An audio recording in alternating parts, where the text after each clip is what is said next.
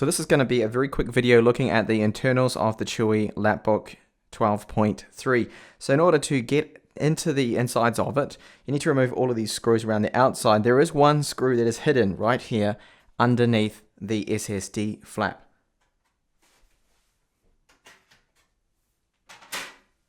The lid comes off really easy. Now if you're wondering about thermals, it gets up to 91 degrees. That was after about 50 minutes of non-stop gaming, pushing it really hard. Personally, I don't think the mod needs to be done. The copper heatsink mod that I've done on the Chuwi Lapbook 14.1 and various other models and tablets and things. But if you were hoping to improve the thermals there, then you could just simply place a thermal pad right here in this area that'll transfer heat to the rear case.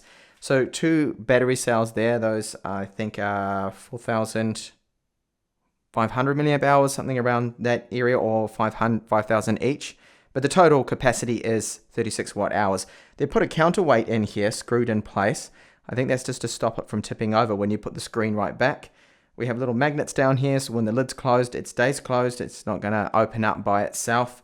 2 speakers left and right there. Separate boards here. Ribbon cables are all glued in place, which I like and I don't like. It just means that if you need to flip them up, it's a bit of a hassle. You've got to pick out the sticky kind of glue that you use. Well, it's not sticky, it's a hard glue, and it's not like a super glue, it's more like a resin glue that they use. But it just means also that when it's in transit and things, that those cables should not come loose. You shouldn't have any problems. So even though it's a full metal build, like all the other tablets, even the more premium ones, sorry, laptops, not tablets, you have an internal plastic frame here that everything is screwed into. Now this plastic frame is glued in there, so that is fine. Wireless chip right there.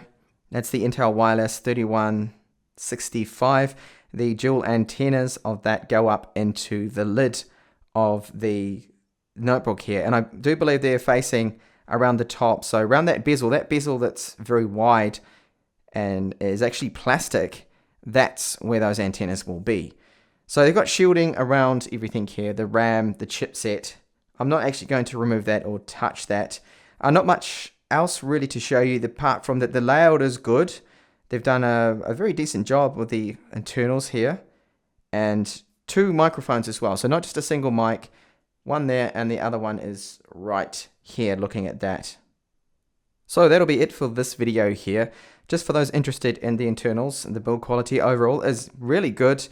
And so far looking like a decent laptop if you can get over the thickness of those MacBook Air-like bezels that it has on there. Thanks a lot for watching, and for those modders out there, yeah, you could improve thermals if you wanted to do the copper heatsink mod. Just check out my laptop 14.1 video where I modded that. I put a piece of copper on there, copper shim, and some thermal pads and reduced the maximum temps.